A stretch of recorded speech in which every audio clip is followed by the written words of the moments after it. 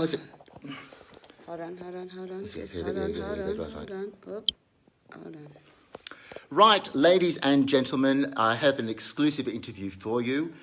It is a very big honour, and not only just an honour, but also quite unusual to have the whole Weinreich, Roth and Ezikovic families together with our special guest, Kelly Ann Evans from South Yarra. So this is a moment where there's a lot of pondering and a lot of thinking about what actually this is going to represent for this family, for this community, for this country, and for the world. So you can very well imagine there's lots of mixed emotions. There are flowers pouring in, the phone is going, the landline is happening, the faxes, telegrams, even Instagram. So I thought I would gather my family together because it's really unusual, just to ask them how they feel, what's going on, and the impact and the lessons they want to teach of life. So I'm going to just turn this camera around and I'm going to just show you the amazing flowers that my mother's... Absolutely, we've got so many mountains of flowers, we simply do not know what to do with them. But it's enough from me. I'm going to introduce you over. A big applause to my sister, Lilian Weinreich. Lilian, you're not used to actually interviewing, although your brother and sister have a lot of media, but you have had a recent front cover, architectural, all your absolute amazing, yes, 2 front covers. So Lilian, 2 front covers and lots of it. So you are, what is your position? What do you do in Manhattan? I'm an architect. And a very minimalist one. I'm a residential architect. You're a resident. High end. Lilian, you've flown all the way. What airline did you choose? American, okay. You've been living in New York for how long? 25. How do you, I mean, today is quite an amazing day. How do you feel about your mother right this very minute? I'm very, very proud of our mother. Why? Because I think it was very brave what she did Yeah. to write her life stories in the book. For you personally, you run your own business, you have people working with you, it's not an easy city. What do you think is the lesson that you might have learned from this book? What's your inspiration? Kindness. Kindness. And respect. A big applause to Lilian Weinreich, everybody. And by the way, I know you're a busy Manhattanite and you've got 3 things going on. So you are excused, as they used to say in school, if you need to go, because their 131 has been called. Thank you. Okay, is this your first interview you've ever done? Yes. A big applause to Lilian. Manhattanite herself. Look at the outfit. Thank you, Lilian. Right, we move over to Rege and Michelle. Rege Weinreich, how are you feeling right now? Wonderful. Why? Fantastic. Why fantastic? Because I'm very proud of my wife, what she's done. Yes. She's achieved a lot. Yes. And you'll find out in the book Yes. how amazing her life was and how she never gave up on life. Mm-hmm. And she was Brave. 2 Christian families have saved her life. I understand. So what I want to ask you is, a lot of people would think this is a Holocaust book, and a lot of people would think it's, it is a lot of sadness, but is it also an optimistic book, and what's optimistic about it? Optimistic about it. Yes, Reg. People should love one another, no matter who they are, what they are, race. And that's the message we have to learn from life. Right. Can I ask you something? After the launch, which is tomorrow, how will you feel about what you've achieved, and do you want any more launches? I don't want more launches. No more launches. I'll invite my wife to go to Queensland for 10 days holidays. 10-day holidays. Is it true, my last question, rumour has it, that as Mum was speaking her book, you were writing down every word? I was writing down every word. Yes. Because that was easier for my wife. To speak, yeah. Sometimes she told a story. Yes. And forgot something. Yes. And came back into it. And I have got, because of that, I've got a crook finger. You got a crook finger. Show me a crook finger. Show me the crook finger. Unbelievable. And now over to my sister, Michelle Roth. By the way, how are you feeling? Great. Pretty amazing. Now, Michelle, how many trips, because you live in Manhattan, Yes. so how many trips, honestly, you came to help the parents? Reg was also helping, but you have been pivotal, there's no doubt about it. Accolades to you. You travelled from Manhattan, you commuted from Manhattan. How many trips did you make in the last year or two? At least 3 or 4 per year. Per year, so you're talking about 12 to 15 trips. Yes. How did you feel when you got off the plane and you came here and you immediately came into helping Mum, editing, helping her with the pictures and everything. How did that make you feel? I felt so proud. Mm. I felt very emotional, of course, Yeah. because the stories that we were reviewing Yes. were not always the easiest ones To go through. really review. Did you know all the stories? Were you aware of I it? didn't know everything. No. I didn't know everything, so it was quite a revelation to me as well. So tell me, like, you're very close to the book. What was the number one lesson that you think you've learned out of life that we can teach people? Because let's face it, the world needs to remind themselves of some basic principles. I think the most important lesson, or one of the most important lessons, is never, ever to give up. Mm. Don't give up on yourself. Mm-hmm. Don't give up on your focus. Mm-hmm. Don't give up on what you believe in. Mm-hmm.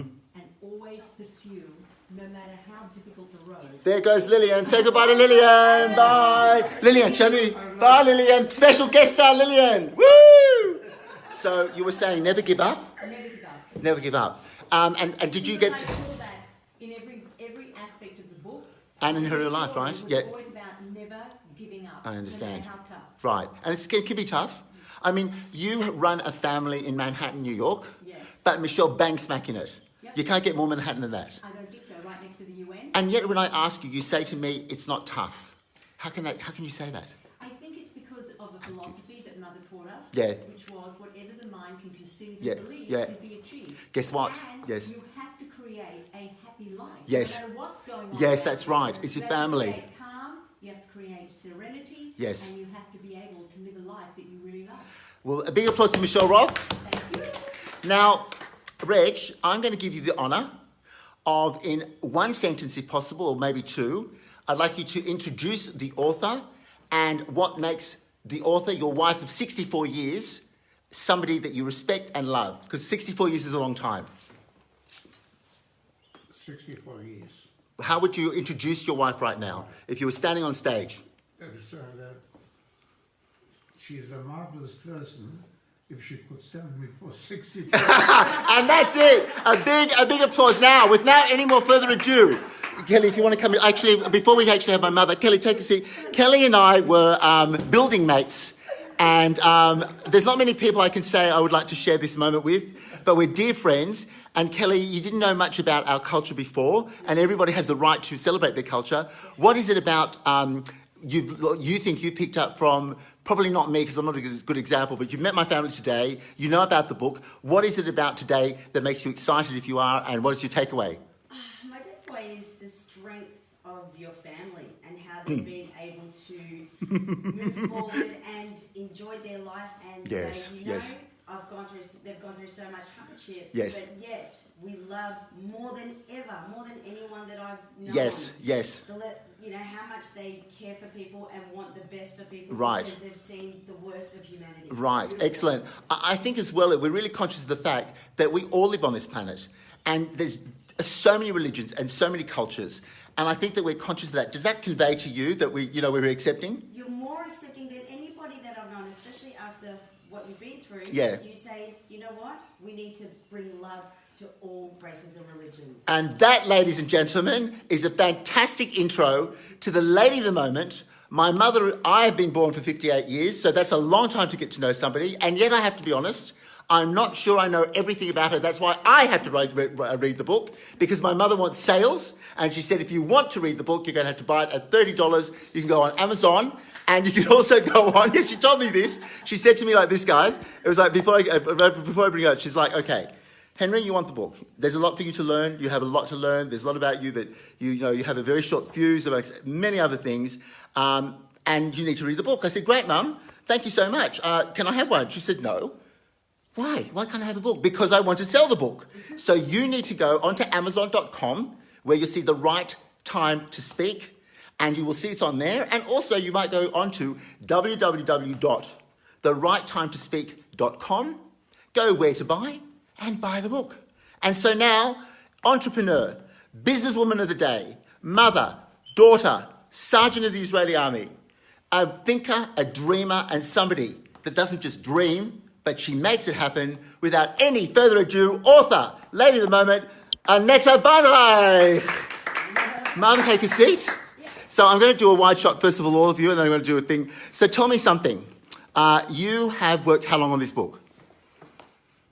How long have you worked on the book? About 5 years. 5 years. What was the toughest thing about working on this book? Everything was tough.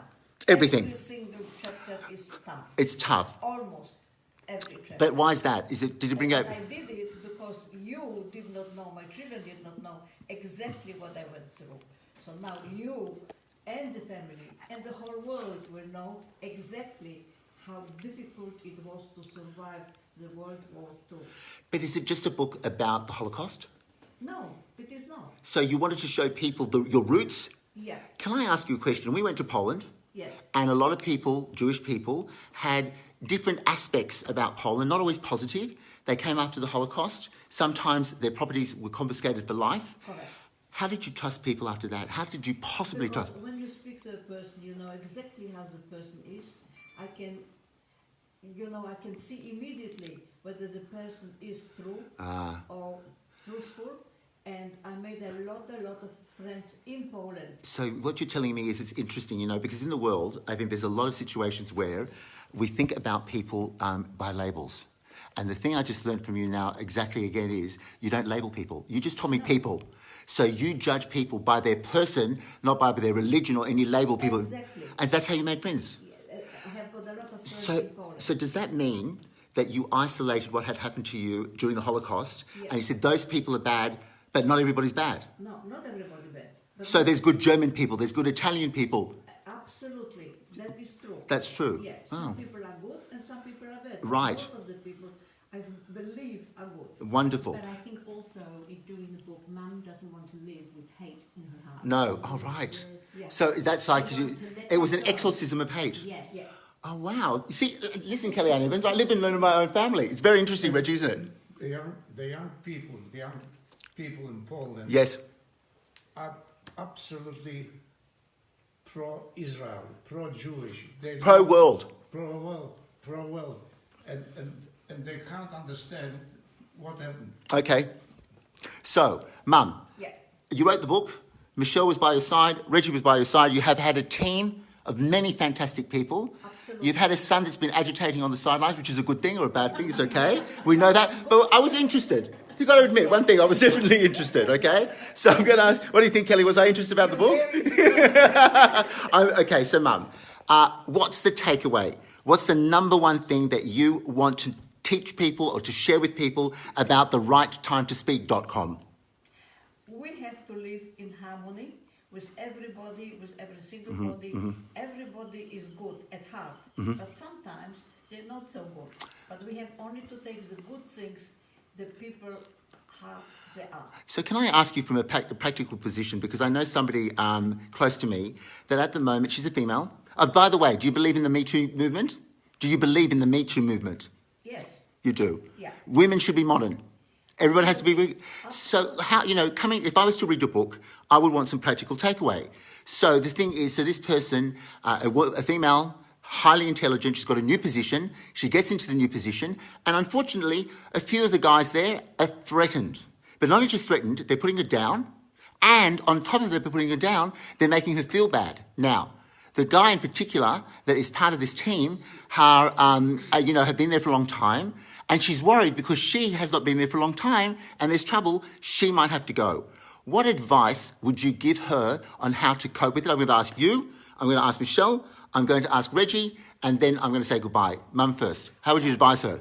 Well, what I think that I should judge a person the way they are. How should she, look, this guy is trying to, agitate. What should she do? Should she talk to them, not talk to them? What should she do? Absolutely, you should talk to them, to take it out, everything, whatever they think, and then to analyze that person, whether the person is good, whether he means it right or wrong. I see. Most of the people are good. So in other words, sometimes it can just be a miscommunication. Yeah, sometimes, yes. Okay, so keep it real. And keep it real. Keep it real. Yes. Michelle, the same question to you. You have to stand up for yourself. Mm-hmm. We are living in an age now where there are no more secrets. No. There cannot be secrets. No, it doesn't work. Women have worth. Women have value, like any other person in the world. Yes, yes. Any gender. So that's right. And so You have to stand up for stand up for themselves. but It is nicely. tough. Yeah. It is very tough. It doesn't always result Mm-hmm. in what what you actually have focused on. Mm-hmm. But if you don't stand up for yourself and you keep it locked inside, you will never ever forgive yourself. Okay. It's always the right time to speak. I And you understand. have to speak up and speak for yourself. Mr. Weinreich, the boys in the family have known to be speakers. I have got no options because I'm surrounded by 3 women. I see. So how does that feel? I do it. Okay. Finish. So I've got no problem. so what you're saying is, in the workplace, when there's men and women, it should be equal. Should be equal, not only that, but the fellow which doesn't treat people well should be sacked on the spot. There you go, Reggie. Big applause to Reggie. There you have it. I mean it. Kellyanne Evans, one last comment to you as I come on. How do you feel about right now and the launch coming tomorrow? I'm excited. I'm excited, and I'm just glad to see everyone together. And happy. And happy. Yes. Yeah. Big applause to Kellyanne Evans. Kelly, did I tell you that they're very private people, very private. And, you know, we're in a Zeidler house. The Australia Square was, inspired by our house, believe it or not. And, you know, I want to tell you something. In the 58 years I was born, we've had 14 visitors allowed through the gates. And you're the 15th. A big applause. Okay, so I'm just going to round this off by saying to all of you, thank you very much indeed, I'll just take a seat, for coming and joining us here in my parents' home, as you can see. And I'm covering up the painting, so we don't have to worry about that. I know, Michelle, that's a problem. Or not a problem, but the thing is that I suppose the one thing I've taken away from it is you live and learn. You live and learn. And I am aware of the fact that you're never 100% right, and you're never 100% wrong. But I think you have to sometimes stand your ground, but also understand there's a time to shut up. There's a time to speak, and there's a time not to speak. So I've done a deal with my mother, and I promised her I'm going to actually just be quiet for once so she can take the centre stage, but it is about my mum. The other thing I think that's very important for me is it is our heritage. So what is my responsibility and my sister's? And I think that each and every one of us has dealt differently with this book, but that's a good thing. There's nothing wrong with that. I would have been more critical in the past, you should do that, you should do that. No, we have to do what we believe in. My personal belief is that we've contributed amazingly, but with what my mother has wanted, 95% of the way. And I have to tell you, I'm looking forward to reading the entire book. I've got up to about chapter about 15, and I just couldn't stop crying, so I had to compose myself. But I have to say, it's beautifully written. It's a literary work of art, and more importantly than that, this family wants to share with you because we're all families. There's over 7 billion human beings, and we're all equal. So this is Henry Samuel Weinreich Roth saying, whatever you do, go out and buy that bloody book, because if you don't, I'm going to have to. Please visit Amazon.com and go to The Right Time to Speak and press your credit card, or alternatively, go onto therighttimetospeak.com and go onto the link where to buy, and you'll be whisked over to my mother's cart, and she will accept your credit card with joy and pleasure. Anyway, you know I'm joking, but sort of not. Take care. Everybody say goodbye. Okay. Big applause. Bye. Bye. Take care, and we'll see you at the launch. By the way, the launch is sold out, unfortunately. So if you want tickets, they're scalping at $5,312. That's the going rate at the moment, from a ticket value of $55. It has gone through the ceiling, and it's got 1,125% markup. But that's life. Bye for now.